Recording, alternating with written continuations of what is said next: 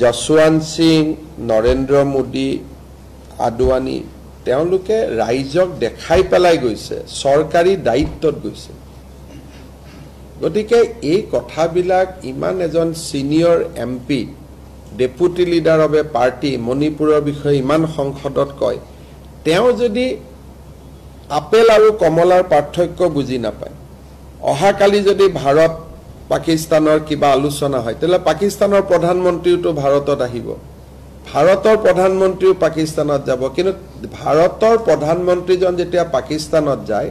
তেওঁৰ লগত ৰৰ মানুহ থাকে বৈদেশিক পৰিক্ৰমা বিভাগৰ মানুহ থাকে প্ৰধানমন্ত্ৰীজন অকলে না যায় তেওঁ লগত 40-50 জন মানুহ লগত লৈ যায় কি কথা পাতিছে নাপাতিছে ৰেকৰ্ড হয়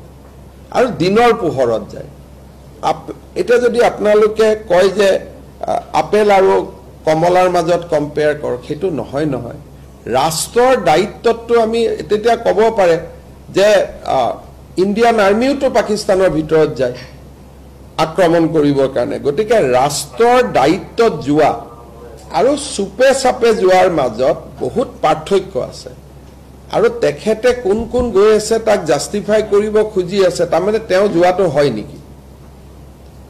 কোন নৰেন্দ্ৰ মোদী গৈছে কোনবা আৰএছএছৰ মানুহৰ নাম লয় মই জীৱনতে শুনা নাই কোন তেনেকুৱা মানুহ সেইটোকে তেওঁ বেলেগে যোৱাৰ উদাহৰণবোৰ দি আছে তাৰমানে মোৰ অভিযোগটো আপোনালোকেও আন্দাজ কৰিব পাৰিছে যে মোৰ অভিযোগটো সঁচা এতিয়া চক সেইটোতো আমি কিয় ৰব লাগে এইটো আমি ডিসাইড কৰিম নহয়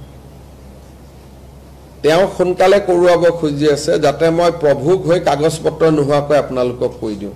কিন্তু মইতো 25 বছৰ ৰাজনীতি কৰিলো না কেতিয়া কি ক'ব লাগে তো মই জানো গতিকে আমাৰ ডেট জানুৱাৰীতে 10 সেপ্টেম্বৰ দিছো যেনেকে বিয়া বাৰু কেতিয়াবা আপোনালোকে ক'ব নেকি যে বিয়াখন কিয় ডিসেম্বৰত ঠিক কৰিলে আজি এক ডেট কাল চাই কৰিব লাগে না গতিকে আমি দিন কাল কৰি 10 সেপ্টেম্বৰটো বান্ধি দিলো এটা তেওঁ কলেও সেইটো আগুৱাই নাহে তেওঁ কলেও সেইটো পিছুৱাই নাহে